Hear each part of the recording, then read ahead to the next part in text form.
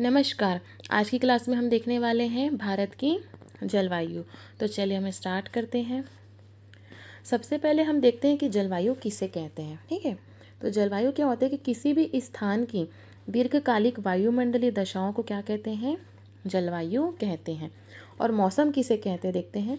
तो किसी भी स्थान की अल्पकालिक वायुमंडलीय दशाओं को मौसम कहते हैं। इसे हम समझ लेते हैं। देखिए मौसम क्या होता है कि अपने को पता है कि भारत में 3 महीना ठंड रहती है, 3 महीना गर्मी, 3 महीने बरसात रहती है। ठीक है, तो ये जो हमको पता है कि 3 महीना गर्मी, 3 महीना ठंडी और 3 महीने बरसात, तो ये क्या हो गया, अल्पकालिक वायुमंडलीय दशाएं हो गई। ठीक है, क्या हो गई, अल्पकालिक वायुमंडलीय दशाएं हो गई। इसे ही जो है मौसम कहते हैं। ठीक है, क्योंकि फिक्स है कि 3 महीने ठंडी रहेगी, 3 महीने गर्मी रहेगी। ठीक है, तो ये अल्पकालिक वायुमंडलीय दशा हो गई। लेकिन जो मौसम है ना, वो जो है वो कुछ घंटों में बदल सकते हैं, कुछ दिनों में बदल सकते हैं और कुछ महीनों में भी। देखें गर्मी का महीना 3 महीने तक रहता है। ठीक है, और कभी कभी ऐसा रहता है कि सुबह बहुत गर्मी लग रही है और शाम को बारिश हो जाए, तो ये कुछ घंटों में भी बदल जा रहा है। ठीक है, कभी ऐसा होता है कि आपको एक दिन बहुत बारिश होती है, दूसरे दिन एकदम धूप निकल जाए। तो जो मौसम होता है वो घंटों में, दिनों में भी बदल जाता है। ठीक है, और ये अल्पकालिक वायुमंडलीय दशाएं होती है जिसे मौसम कहते हैं। इसको आप इसी तरह से समझ सकते हैं कि 3 महीना ठंडी रहती है, 3 महीना गर्मी, 3 महीने बरसात। ठीक है, वैसे ही जलवायु किसे कहेंगे, दीर्घकालिक वायुमंडलीय दशाओं को। किसे कहेंगे, दीर्घकालिक वायुमंडलीय दशाओं को।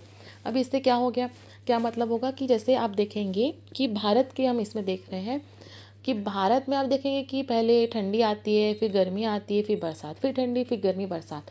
ये आप बचपन से देख रहे होंगे। ठीक है, तो वैसे ही ये जो प्रक्रिया है ना भारत में मौसम की, कि पहले ठंडी आती है, फिर गर्मी, फिर बरसात, ये सदियों से चली आ रही है। ठीक है, कई सालों से यही प्रक्रिया चली आ रही है। तो ये क्या होगी, दीर्घकालिक वायुमंडलीय दशाएं होगी। ठीक है, दीर्घकालिक क्यों, क्योंकि एक साल के अंदर यही प्रोसेस चल रहा है। हर साल आप देखेंगे ठंडी गर्मी बरसात, ठंडी गर्मी बरसात, इसी क्रम में ये प्रोसेस क्या है, अपने यहाँ जो वायुमंडलीय दशाएं हैं वो इसी क्रम में चल रही, कई सालों से चल रही है। ठीक है, तो ये क्या हो जाएगी, दीर्घकालिक वायुमंडलीय दशाएं हो जाएंगी। तो इसे क्या कहते हैं, जलवायु कहते हैं। ठीक है, अब देखेंगे भारत में किस प्रकार की जलवायु है। ठीक है, तो भारत में जो है वो मानसूनी जलवायु पाई जाती है। कौन सी जलवायु पाई जाती है, मानसूनी जलवायु भारत में पाई जाती है। अब मानसूनी जलवायु किसे कहते हैं, तो जो मानसून शब्द है वो अरबी भाषा से लिया गया है। ठीक है, अरबी भाषा के मौसम शब्द से बना है मानसून शब्द। तो मौसम शब्द का अर्थ होता है कि ऐसी हवाएं जिनकी दिशा बदलते रहती है। ठीक है, ऐसी हवाएं जिनकी दिशा बदलते रहती है। मान लीजिए कि अभी हवा इस दिशा में जा रही है, तो यहाँ पे कोई पर्वत है तो वो इस ओर मुड़ जाएंगी। ठीक है, यहाँ पे फिर उसको कुछ मिलेगा तो इधर मुड़ जाएंगी।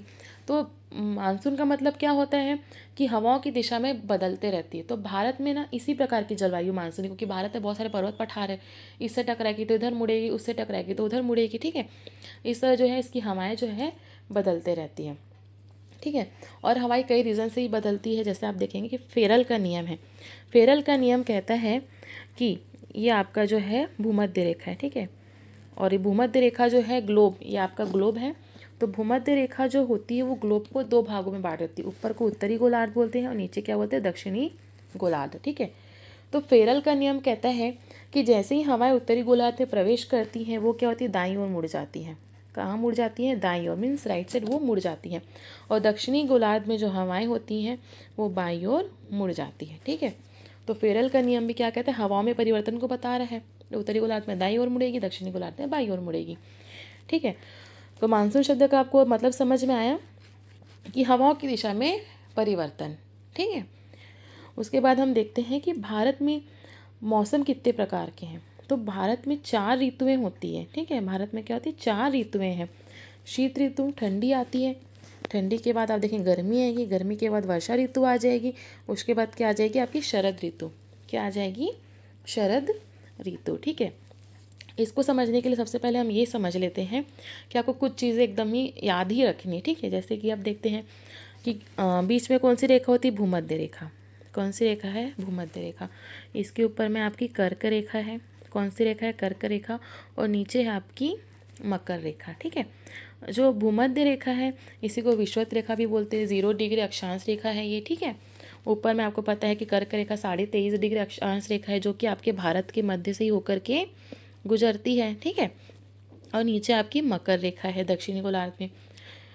तो ये आपको 3 चीज़ें ये याद रखनी है आपको। इसके साथ ही ये याद रखना है कि जो सूर्य है, ठीक है, सूर्य की पोजीशन आपको याद रखनी है। देखिए सूर्य जो है ना, जैसे मान लीजिए सूर्य आपका अभी भूमध्य रेखा में, ठीक है, तो सूर्य ना हमेशा कहाँ से कहाँ तक भ्रमण करेगा वो देखते हैं। तो सूर्य हमेशा कर्क रेखा में जाएगा मान लो, ठीक है, फिर कर्क रेखा से वापस फिर भूमध्य रेखा में आएगा, फिर भूमध्य रेखा से मकर रेखा में आएगा, फिर मकर रेखा से वो फिर मकर रेखा से भूमध्य रेखा में आ जाएगा, ठीक है। तो जो सूर्य है ना वो इन तीनों रेखाओं के बीच ही भ्रमण करते रहता है, इसके वो ऊपर जाएगा ही नहीं, ठीक है। अगर वो कर्क रेखा के ऊपर वो जाएगा ही नहीं, वो कर्क रेखा में ही लास्ट में रुका रहेगा, और मकर रेखा के नीचे वो जाएगा ही नहीं सूर्य। तो आपको ये याद रखना है कि ठीक है, तीनों रेखाओं के बीच जो है सूर्य भ्रमण करते रहता है। अब आपको कुछ डेट याद रखनी, कुछ मंथ याद रखना है। कि ये याद रखना है कि जो सूर्य की स्थिति को याद रखना है कि दिसंबर महीने में सूर्य रहता है मकर रेखा में, ठीक है, दिसंबर के महीने में जो सूर्य है वो रहता है मकर रेखा में, और मार्च और सितंबर के महीने में सूर्य रहता है आपका भूमध्य रेखा में, ठीक है। तो सर्वाधिक समय वो भूमध्य रेखा में रहता है, क्योंकि वो जाता है पहले भूमध्य से करके फिर वापस भूमध्य में आता है, तो 2 बार वो भूमध्य रेखा में आता है, ठीक है। फिर नीचे आएगा, फिर वापस जाएगा, फिर भूमध्य में, तो भूमध्य में ज़्यादा टाइम तक रहता है सूर्य। तो देखेंगे कि दिसंबर में मकर रेखा में रहेगा, उसके बाद भूमध्य रेखा में कौन से महीने में रहेगा, मार्च और सितंबर में, और कर्क रेखा में कब रहेगा सूर्य, जून के महीने में कर्क रेखा में रहता है सूर्य। ये आपको याद रखना है ये सारी चीज़ें, ठीक है। तो सबसे पहले देखते हैं कि मान लीजिए दिसंबर में जो सूर्य है, अब सूर्य के हम थोड़ा देख लेते हैं, ठीक है। अगर सूर्य जो है कर्क रेखा पर है, सूर्य अगर कर्क रेखा पर है, ठीक है, कर्क रेखा पर अगर सूर्य स्थित है तो देखेंगे वो भारत के एकदम ऊपर में है, मतलब भारत में सूर्य की किरणें सीधी चमके, क्योंकि भारत से कर्क रेखा जाती है।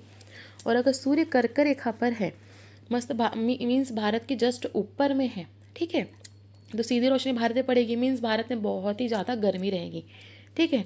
तो इससे आप याद रख सकते हैं गर्मी कब रहती है भारत में, जून के महीने में रहती है, मीन्स इस जून के महीने में क्या होता है, सूर्य जो है कर्क रेखा पर होता है। इस तरह से आप याद रख सकते हैं, क्योंकि जून में क्या होता है, इस समय बहुत ज़्यादा गर्मी रहती है भारत में, ठीक है। भारत के अतिरिक्त मतलब कर्क रेखा पर जो जो देश पड़ेंगे, ठीक है, चाहे वो भारत के पूर्व दिशा में हो या पश्चिम दिशा में हो, जो जो देश पड़ेंगे उस देश में भी जून के महीने में ही गर्मी पड़ेगी, ये आपको याद रखना है, ठीक है। लेकिन हम सबसे पहले स्टार्ट करेंगे आपका शीत ऋतु से, ठीक है। आप देखिए कि जून के महीने में अगर सूर्य कर्क रेखा के भारत में बहुत गर्मी पड़ेगी, भूमध्य रेखा पर अगर जब सूर्य आ जाएगा तो देखो भूमध्य रेखा पर तो सीधी रोशनी तो भूमध्य रेखा पर पड़ेगी, लेकिन तिरछी रोशनी भी तो भारत में पड़ेगी पड़ेगी ना, तिरछी रोशनी भारत में, ठीक है, तो उसे भारत में गर्मी रहेगी। लेकिन अगर सूर्य आपका दिसंबर के महीने में मकर रेखा में पहुंच गया, ठीक है, अगर सूर्य आपका मकर रेखा में पहुंच गया तो आप देखेंगे कि भारत से तो बहुत दूर है सूर्य, एक तो मकर रेखा में है, तो मकर रेखा में अगर सूर्य है तो मकर रेखा का जो एरिया पड़ेगा इसमें जो जो देश रहेंगे वहाँ पर बहुत ज़्यादा गर्मी पड़ेगी, ठीक है। लेकिन भारत देखेंगे तो भारत तो बहुत दूर है मकर रेखा से, तो भारत में सूर्य का प्रकाश तो जाएगा लेकिन गर्मी बहुत ही कम पड़ेगी, मतलब गर्मी नहीं रहेगी, उस समय क्या रहेगा, भारत में ठंड का मौसम रहेगा, क्योंकि भारत की सीधी रोशनी जो सूर्य की सीधी रोशनी है वो तो आपकी मकर रेखा में पड़ेगी, और उसकी तिरछी रोशनी मान लो आपकी भूमध्य रेखा तक ही जाएगी और ये नीचे यहाँ पर जाएगी, ठीक है। लेकिन भारत में क्या होगा, भारत में इस समय सूर्य की रोशनी नहीं पहुँच पाएगी, तो भारत में क्या होगा कि इस समय ठंड का मौसम रहेगा, ठीक है। तो आप ऐसे बोल सकते हैं कि दिसंबर के महीने में सूर्य जो रहता है वो मकर रेखा पर रहता है, ठीक है। क्या दिसंबर के महीने में जो सूर्य रहता है वो कहाँ रहता है, मकर रेखा पर रहता है, ठीक है। तो भारत में इस दौरान क्या पड़ता है, भारत में इस समय कैसा मौसम रहता है, भारत में इस समय ठंडा मौसम रहता है, ठीक है। भारत में कैसा मौसम रहता है, तो भारत में इस समय ठंडा मौसम रहता है, मीन्स कर्क रेखा के ऊपर जो भी देश आएंगे उस समय इस समय क्या रहेगा, बहुत ही ठंडा मौसम रहेगा। जब सूर्य कब कहाँ रहेगा, मकर रेखा में रहेगा। दिसंबर के महीने में सूर्य जो होता है मकर रेखा पर रहता है और भारत में बहुत ही ज़्यादा ठंड पड़ती है, ठीक है। भारत में क्या होता है, बहुत ही ज़्यादा ठंड पड़ती है जब सूर्य मकर रेखा पर स्थित होता है। तो भारत में क्या होती है, ठंडी हवाएं चलेंगी, तो ठंडी हवाएं जो होती है वो भारी रहती है। भारी क्यों रहती है, क्योंकि ठंडी हवा में नमी रहती है, ठीक है। ठंडी हवा में क्या नमी रहती है, इसलिए कोहरा वगैरह भी आता है ठंडी में, और इस समय क्या होता है, हवाओं का प्रेशर ना बहुत ही ज़्यादा होता है। क्या होता है, हवाओं का प्रेशर जो होता है वो बहुत ही ज़्यादा होता है, ठीक है। और इस समय जो होती है उत्तरी भारत में ठंड में जो हवाएं चलती हैं उसे शीतलहर कहते हैं, ठीक है। उत्तरी, हम भारत का जैसे उत्तरी भारत देखेंगे तो उत्तरी भारत में जो ठंड के दिनों में हवाएं चलती हैं उसे क्या कहते हैं, उसे शीतलहर कहते हैं। ये उत्तर भारत में चलती है, ठीक है। अब देखिए कि ठंड के महीने में भी ना कई जगह वर्षाएं होती है भारत में, ठीक है। हम देखें कि भारत में जो है ठंड के दिनों में भी बहुत जगह वर्षा होती है। अब इसको हम थोड़ा देख लेते हैं कि देखेंगे कि यहाँ पर जो हवाएं चलेंगी उसे क्या कहेंगे, हम शीत ऋतु कहेंगे, ठीक है। उत्तरी भारत में जो हवा चलेगी उसे क्या कहेंगे, सॉरी, शीतलहर हम उसे कहेंगे, ठीक है। लेकिन कि जो भूमध्य सागर, ठीक है, भूमध्य सागर से क्या पश्चिमी विक्षोभ के कारण वर्षा होती है। भूमध्य सागर से जो हवाएं चलती है उसे पश्चिमी विक्षोभ कहते हैं। और उस पश्चिमी विक्षोभ के कारण जो है भारत के क्या है, उत्तरी भारत में क्या होगी, वर्षाएं होंगी। कब होगी, शीत ऋतु में होंगी। देखिए भारत में वर्षा ऋतु में तो वर्षा होती ही है, लेकिन इसके अतिरिक्त भारत में कई मौसम में भी वर्षाएं होती है। उसमें से एक है कि ठंड के दिनों में भारत में वर्षाएं होती हैं। तो यहाँ पर उत्तरी भारत में वर्षा होती है ठंड के दिनों में, जिसे जो कि पश्चिमी विक्षोभ के कारण होती है, ठीक है। ये कहाँ उठता है, पश्चिमी विक्षोभ कहाँ से आता है, भूमध्य सागर से आता है। उसके अतिरिक्त हम देखते हैं कि भारत में जो है ठंड के दिनों में तमिलनाडु में भी वर्षा होती है, ठीक है। कहाँ होती है, तमिलनाडु में भी वर्षा होती है। तो ये तमिलनाडु में वर्षा कैसे होती है हम उसको देख लेते हैं। क्या होता है कि जो उत्तर भारत में ठंडी हवाएं बहुत ज़्यादा रहती है, उसे शीतलहर कहते हैं। इसका जो हवाओं का प्रेशर होता है वो बहुत ज़्यादा होता है। तो हवाएं क्या होती हैं, वो उच्च दाब से निम्न दाब की ओर प्रवेश करती है। चूँकि यहाँ का दाब क्या है, बहुत ही ज़्यादा है। यहाँ का दाब क्या है, यहाँ पर दाब क्या है, बहुत ही ज़्यादा है, ठीक है। तो जो हवाएं होती हैं वो उच्च दाब से निम्न दाब की ओर जाएंगी। तो मान लीजिए, तो यहाँ से क्या होंगी, हवाएं जो है नीचे मुड़ जाएंगी, ठीक है। हवाएं क्या होंगी, नीचे की ओर जाना प्रवेश करेगी। पवनें जो होंगी निम्न दाब की ओर जाएगी। ऊपर तो उच्च दाब है और नीचे भारत के देखेंगे तो नीचे क्या होगा, थोड़ा निम्न दाब रहेगा, क्योंकि उत्तर में ठंड ज़्यादा रहती है, ठीक है। और नीचे जो हम देखेंगे प्रायद्वीपीय भारत में ठंड इतनी नहीं रहती है। तो यहाँ उच्च दाब से हवाएं क्या होंगी, निम्न दाब की ओर जाएंगी। तब जब हवाएं जो है उत्तर से निम्न दाब की ओर जाएंगी तो वो क्या करेगी, यहाँ पे बंगाल की खाड़ी है, यहाँ से वो क्या होगी, जल वाष्प को ग्रहण कर लेंगे, ठीक है। तो उत्तर भारत में जो उच्च दाब से जो हवाएं वो निम्न दाब की ओर जाएंगी तो बंगाल की खाड़ी से जलवाष्प को ग्रहण करेगी। तो इस जलवाष्प को जब ग्रहण करेगी तो उस जलवाष्प को ग्रहण करेगी और वो तमिलनाडु में क्या होगा, तमिलनाडु में जब पूर्वी घाट वगैरह से टकराएगी तो तमिलनाडु में जो है वो वर्षा कराएगी, ठीक है। शीत ऋतु में जो है तमिलनाडु में यहाँ पर क्या होगी, वर्षा होगी। ये वर्षा कौन से मानसून से होगी, उत्तर पूर्वी मानसून, ठीक है। यहाँ से जो उत्तर भारत से ये मानसून इस तरह से आएगा, उच्च दाब से निम्न दाब की ओर आएगा और ये नीचे की ओर मुड़ जाएगा, ठीक है। फेरल का नियम कहता है कि नीचे क्या होता है, दक्षिण की ओर जाती है तो हवाएं क्या हो जाती हैं, वो बाएं ओर मुड़ जाती है। तो इस तरह से ये बाएं ओर मुड़ करके यहाँ पर आएगी और ये तमिलनाडु में वर्षा कराएगी। तो ये कौन सा मानसून होगा, उत्तर पूर्वी मानसून कहलाएगा, ठीक है। क्या कहलाएगा, उत्तर पूर्वी मानसून, या इसी को क्या कहते हैं, लौटता हुआ मानसून भी कहते हैं और इसे शीतकालीन मानसून कहते हैं, ठीक है। तो आपको समझ में आएगा कि शीत ऋतु में दो जगह बरसात होगी। एक आपका बरसात होगा उत्तर भारत में जो कि भूमध्य सागर से जो पश्चिमी विक्षोभ आता है उसके कारण होगा, और दूसरा होगा तमिलनाडु में वर्षा होगी जो कि उत्तर पूर्वी मानसून या लौटता हुआ मानसून, या इसी को क्या कहते हैं, शीतकालीन मानसून कहते हैं, ठीक है। तो शीत ऋतु में आपको इतना ही याद रखना है। अब शीत ऋतु कब होती है, क्योंकि जब दिसंबर के महीने में जो सूर्य होता है वो मकर रेखा पर स्थित होता है। तो शीत ऋतु होती है आपका 15 दिसंबर से 15 मार्च तक, ठीक है। 15 दिसंबर से 15 मार्च तक क्या होगा, आपका शीत ऋतु होगा, 15 दिसंबर से 15 मार्च तक। अब देखेंगे क्या सूर्य यहाँ पर है दिसंबर में, ठीक है। और दिसंबर से अभी उत्तर की ओर जाएगा, भूमध्य रेखा पर कब आएगा, मार्च में। मार्च के महीने में क्या होगा, दिसंबर में यहाँ पर था, फिर जनवरी में थोड़ा ऊपर बढ़ा, फिर फरवरी, फिर मार्च में पहुँच गया वो आपका भूमध्य रेखा में। मार्च में कहाँ पहुँच गया, भूमध्य रेखा में। तो दिसंबर से मार्च तक क्या रहता है, भारत में ठंड रहती है। दिसंबर का कौन सी तारीख, 15 दिसंबर से 15 मार्च तक क्या रहती है, भारत में ठंड रहती है। अब 15 मार्च के बाद जो सूर्य है वो ऊपर जाएगा, उत्तरायण बोलते हैं इसे, सूर्य का क्या कहते हैं, उत्तरायण बोलते हैं, क्योंकि उत्तर की ओर जा रहा है, ठीक है। तो अब सूर्य जो है 15 मार्च को 15 मार्च से क्या होगा, ऊपर की ओर जाएगा। कहाँ, जून में जाएगा। ठीक है, कहाँ कब तक जाएगा, 15 जून तक वो जाएगा। और 15 जून में क्या होगा, वो कर्क रेखा पर पहुंच जाएगा। जून के महीने में क्या होगा, सूर्य जो है कर्क रेखा पर पहुंच जाएगा। तो मार्च से जून के बीच भारत में सर्वाधिक गर्मी रहती है। गर्मी का महीना कौन सा है, 15 मार्च से 15 जून। इस समय क्या रहेगा, भारत में जो है ग्रीष्म ऋतु रहेगी 15 मार्च से 15 जून। ठीक है, किस तरह से रहेगा समझ में आया। सूर्य भूमध्य रेखा में पहुंच गया था, भूमध्य रेखा से हो जाएगा कर्क रेखा की ओर, और जून में कर्क रेखा के ऊपर वो सीधा चमकेगा। ठीक है, जून के महीने में क्या होगा, कर्क रेखा के ऊपर सीधा चमकेगा। कर्क रेखा तो भारत में ही है, भारत से मध्य भाग से होकर के गुजरती, तो इस समय क्या रहेगा, भारत में जो है भीषण गर्मी रहेगी। कब रहेगी, ग्रीष्म ऋतु में। ठीक है, तो सूर्य कर्क रेखा पर होगा, इस समय तापमान क्या हो जाएगा, बहुत ज़्यादा हो जाएगा भारत का। तो जो हवाएं होती है ना, वो गर्म होकर ऊपर उठने लगती है। हवाओं का ये गुण होता है कि जब हवाएं गर्म होती हैं तो वो गर्म होकर उसके जो कण होते हैं वो दूर दूर हो जाते हैं। गर्म होने से क्या होता है, कण दूर दूर हो जाते हैं और वो ऊपर उठने लगती है। हवाएं हल्की हो जाती हैं तो वो ऊपर की ओर उठने लगती हैं। जब हवाएं ऊपर चलेगी तो नीचे एकदम चिपचिपी टाइप की गर्मी हो जाएगी। ठीक है, तो जो धरातल पर रहेगा आप देखेंगे कि मई जून के महीने में एकदम चिपचिपी टाइप की गर्मी हो जाती है, ह्यूमिडिटी कहते हैं इसे। ठीक है, तो ये जो उमस कहते हैं, तो ये क्या हो जाती है, क्योंकि हवाएं तो ऊपर चलेगी और नीचे तल पे हवाएं ही नहीं चलेंगी। ठीक है, नीचे के तल पे क्या हवाएं नहीं होगी।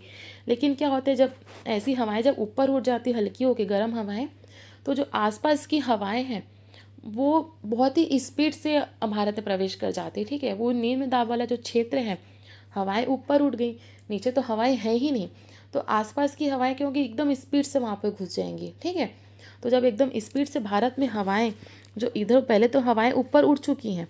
ठीक है, हवाएं क्या हो चुकी है कि ऊपर उठ चुकी है, लेकिन नीचे तो खाली जगह है, तो यहाँ आसपास की हवाएं क्या हो जाएंगी, एकदम स्पीड से भारत में प्रवेश करेगी।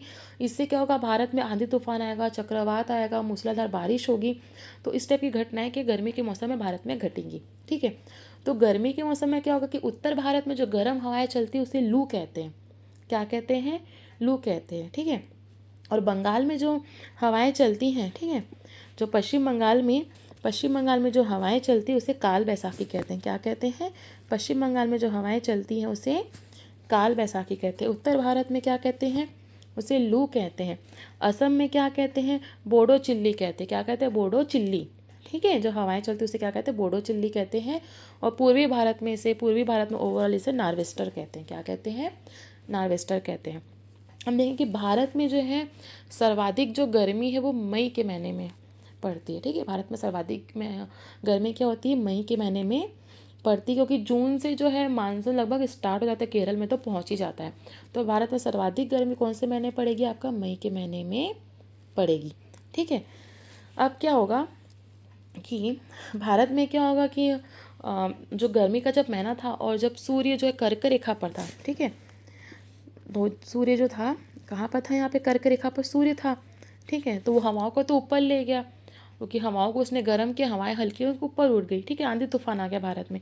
तो वैसे जब सूर्य कर्क रेखा पर था तो यहाँ पे क्या, अरब सागर का पानी और बंगाल का जो बंगाल की खाड़ी का जो पानी है वो भाप बन करके ऊपर उड़ गया। ठीक है, ये जो पानी वो भाप भर करके हवाओं के साथ ऊपर उड़ गया, और इसी से क्या हो जाएगा, भारत में यहाँ पर क्या हो जाएगा, बादल बन जाएंगे। ठीक है, यहाँ पर क्या हो जाएंगे, बहुत सारे बादल बन जाएंगे। बादल कैसे बनेंगे, क्योंकि गर्मी के महीने में जो समुद्र का जो पानी था वो भाप बन करके उड़ गया, तो वो क्या हो जाएगा, बादल बन जाएगा। और यही बादल जो है आगे जाके वर्षा ऋतु भारत में जो है वर्षा करवाएंगे। ठीक है, तो उसको हम देखेंगे अभी। इसके अतिरिक्त हम देखते हैं कि एक प्री मानसून भी होता है। देखिए, मानसून जो होता है भारत में जो है फर्स्ट वीक ऑफ जून से स्टार्ट हो जाता है, लेकिन कई बार क्या होता है कि उससे पहले भी भारत में मानसून आ जाता है। ठीक है, उससे भी पहले भारत में मानसून आता है, जैसे प्री मानसून कहते हैं। क्या कहते हैं, प्री मानसून कहते हैं। प्री मानसून का मतलब ही समझ में आ रहा है कि मानसून के पहले मीन्स वर्षा ऋतु के पहले ही आ जाता है, इसलिए इसे प्री मानसून कहते हैं। तो प्री मानसून में ना असम में वर्षा होती है। असम में क्या होती है, वर्षा होती है, इसे टी शावर कहते हैं। क्या कहते हैं, असम में जो वर्षा होती है प्री मानसून में उसे टी शावर कहते हैं। ठीक है, इसी तरह कर्नाटक में जो वर्षा होती है उसे चेरी ब्लॉसम कहते हैं। क्या कहते हैं, चेरी ब्लॉसम कहते हैं कर्नाटक में जो वर्षा होती है। और दक्षिण भारत में जो वर्षा होती है उसे कहते हैं मैंगो शावर। दक्षिण भारत में जो वर्षा होगी उसे क्या कहेंगे, मैंगो शावर कहते हैं, जो प्री मानसून में जो वर्षा होती है। ठीक है, उसके बाद हम जो वर्षा ऋतु को देखते हैं। ठीक है, अब हमने चूंकि यहाँ पर देखा कि ग्रीष्म ऋतु किस तरह से है, उसकी तरह देखते हैं वर्षा ऋतु कैसे है। हमने देखा था ग्रीष्म ऋतु में सूर्य कहाँ पर था, जब भारत में ग्रीष्म ऋतु था तब सूर्य कहाँ पर था, सूर्य था आपका कर्क रेखा पर था। अब वो पहले तो हमने देखा दिसंबर से मार्च तक क्या थी आपकी ठंड पड़ी थी, ठीक है। फिर मार्च से जून तक क्या था, गर्मी था। अब जून से सूर्य नीचे की ओर आएगा, मीन्स भूमध्य रेखा की ओर आएगा, तब क्या होगा, वर्षा ऋतु होगा। वर्षा ऋतु कब से कब तक होता है आप देखेंगे तो 15 जून से आपका 15 सितंबर तक क्या होता है, वर्षा ऋतु होता है। मीन्स जून में कर्क रेखा पर था सूर्य, अब वो नीचे की ओर आएगा और सितंबर में कहाँ पहुँचेगा, वो आपका भूमध्य रेखा पर पहुँचेगा। तो इस बीच में क्या होगी, भारत में वर्षा होगी, ठीक है। तो वर्षा किस तरह से होगी उसको देखते हैं। हमने देखा कि जो ग्रीष्म ऋतु में जो समुद्र का पानी है वो भाप बनकर क्या होता है, बादल बन जाता है, ठीक है। क्या होता है, बादल बन जाता है। और ये जो हवाएं होती हैं, वो हवाएं जो होती हैं वो इन बादल को क्या होती है, भारत की ओर लेके जाती हैं। इन हवाओं को क्या होती है, वो भारत की ओर लेके जाती है वर्षा ऋतु। फिर उसके बाद क्या होती है, जब ये जो हवाएं वो बादल को लेकर आ रहे और ये बादल जो है भारत में घाटों से मतलब पर्वतों से टकराते हैं, तो वो क्या होती है, फिर वर्षा कराते हैं। तो इसको हम देखते हैं। हमने देखा था कि जो फेरल का नियम क्या कहता है कि उत्तरी गोलार्ध में जो हवाएं होती हैं, उत्तरी गोलार्ध में जो हवाएं होती हैं वो दाईं ओर मुड़ जाती हैं। कहाँ मुड़ जाती हैं, दाईं ओर मुड़ जाती हैं।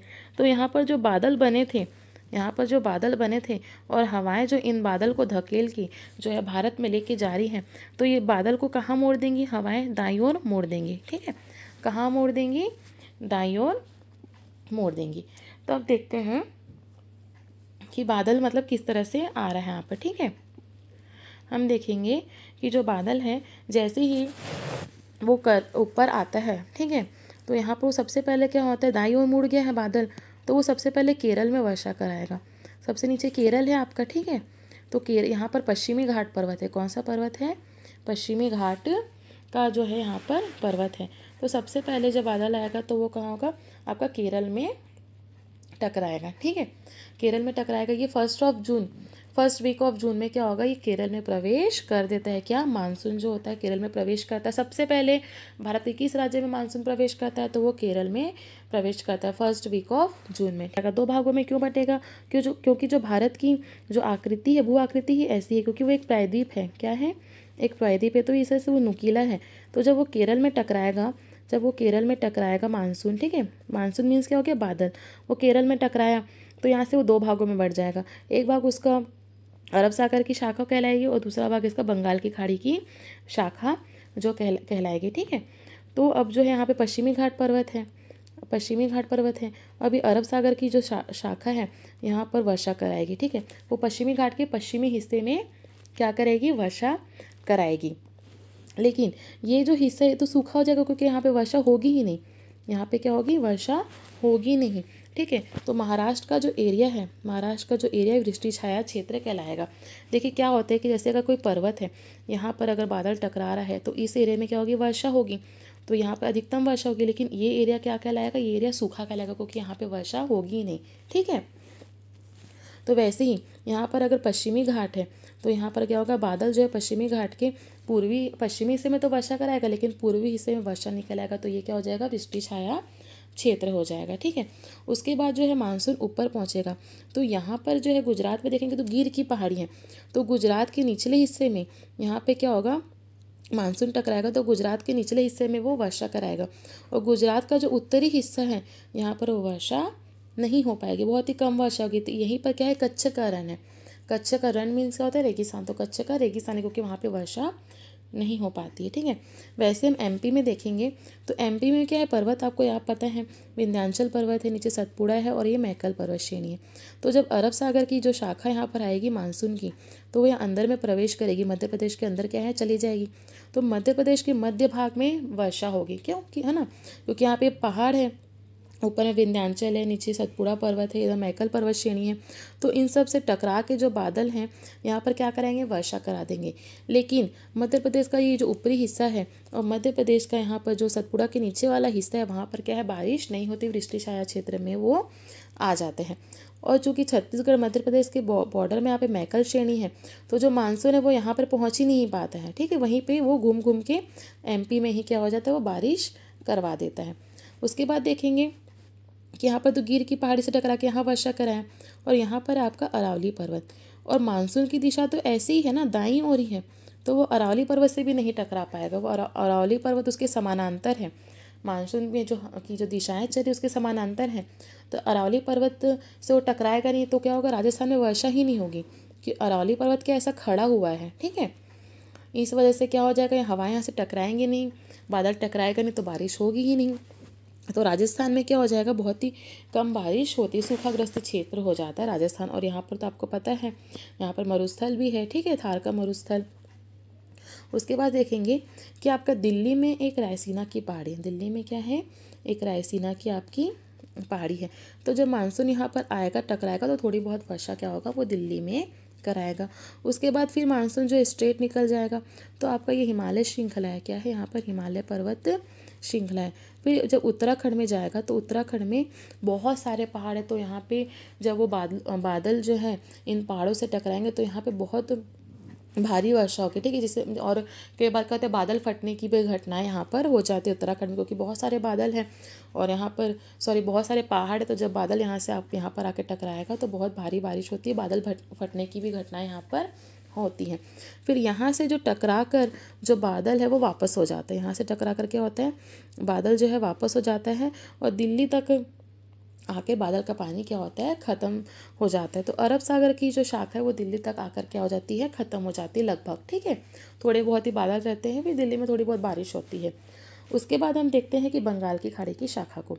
तो बंगाल की खाड़ी की शाखा क्या होगी, कि आपने देखा था कि केरल में जब मानसून आता है, ठीक है, केरल में जब मानसून दक्षिण पश्चिम मानसून आता है केरल में, वो दो भागों में यहाँ पर बढ़ जाता है। एक तो आपकी अरब सागर की शाखा हो जाती है, क्योंकि जो इसके प्रायद्वीपीय हिस्सा है, और दूसरी शाखा हो जाती है आपकी बंगाल की खाड़ी की शाखा, ठीक है। एक अरब सागर की शाखा, दूसरी क्या हो जाएगी, बंगाल की खाड़ी की शाखा।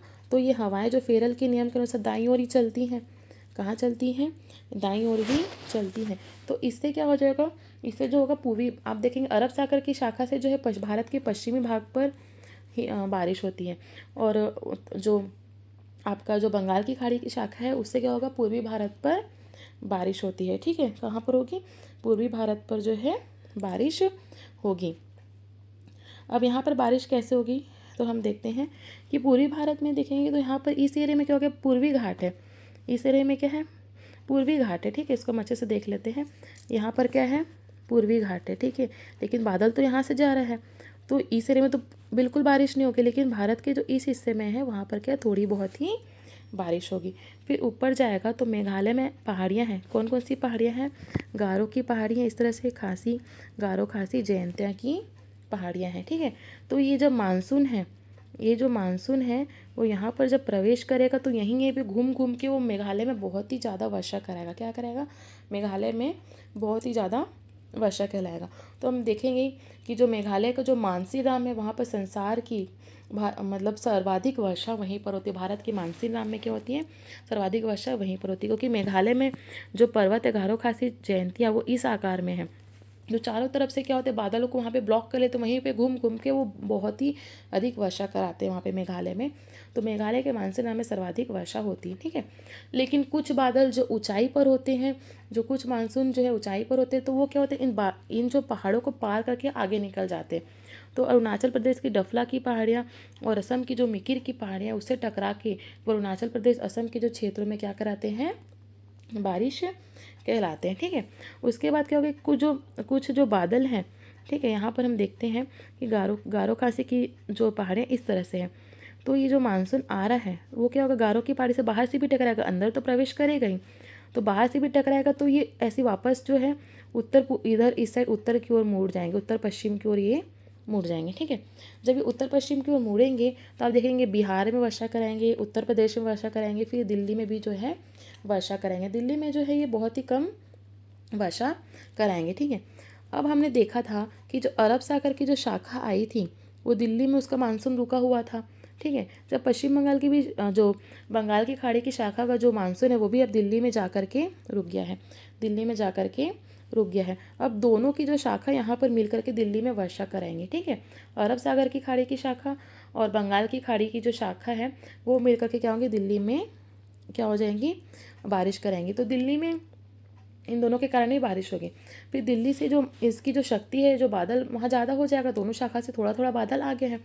फिर ये जो बादल है वो जो है कहाँ जाएगा, उत्तर की ओर जाएगा, ठीक है।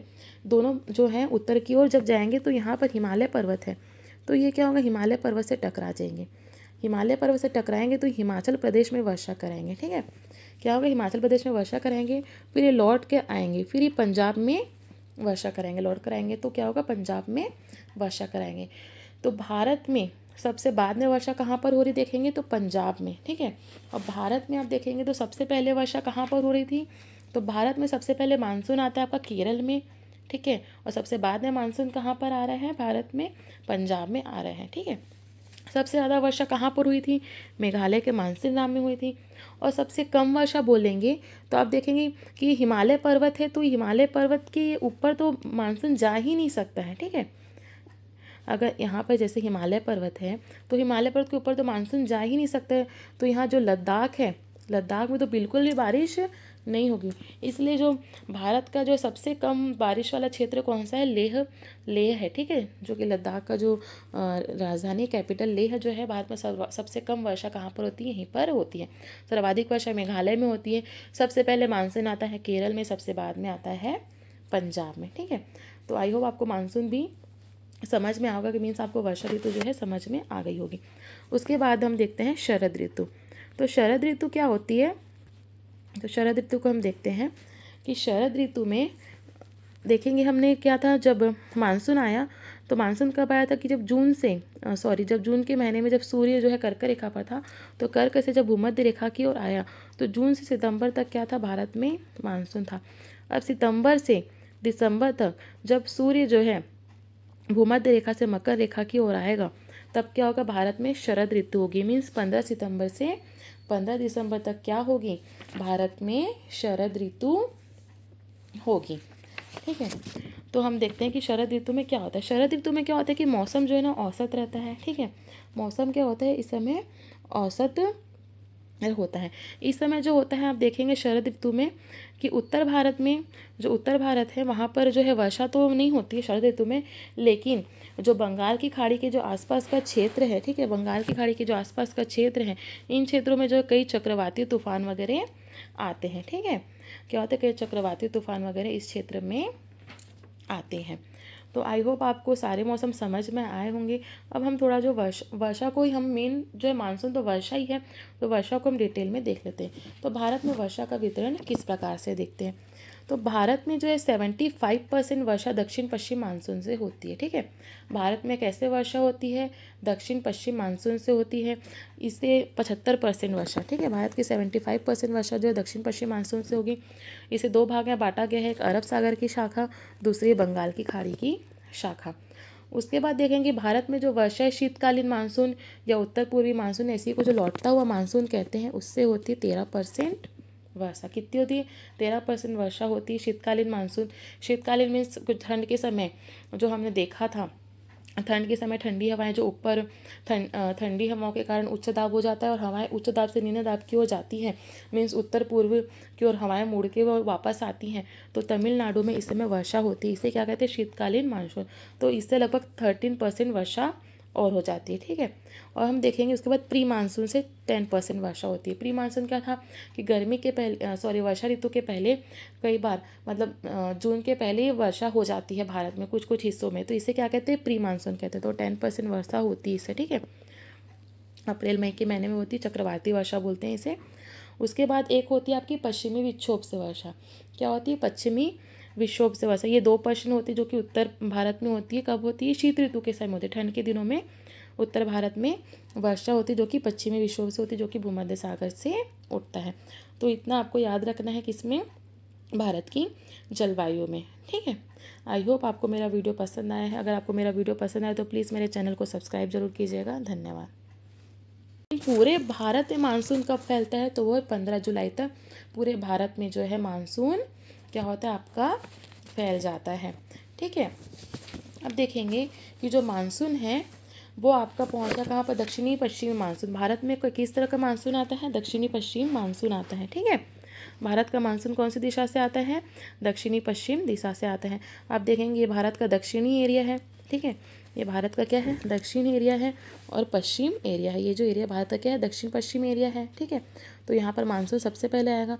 तो मानसून सबसे पहले जो है यहाँ पे पश्चिमी घाट है, तो केरल में पश्चिमी घाट से टकराएगा, और केरल में सबसे पहले वो है जो है मानसून जो है केरल में सबसे पहले वर्षा कराएगा। ठीक है, और जब पश्चिमी घाट पर यहाँ पर टकराएगा केरल के पास, ठीक है, तो और चूँकि फेरल के नियम के अनुसार ये दाईं ओर ही वर्षा कराता है। ठीक है, तो ये क्या होता है, यहाँ पे दो भागों में बढ़ जाता है। ठीक है,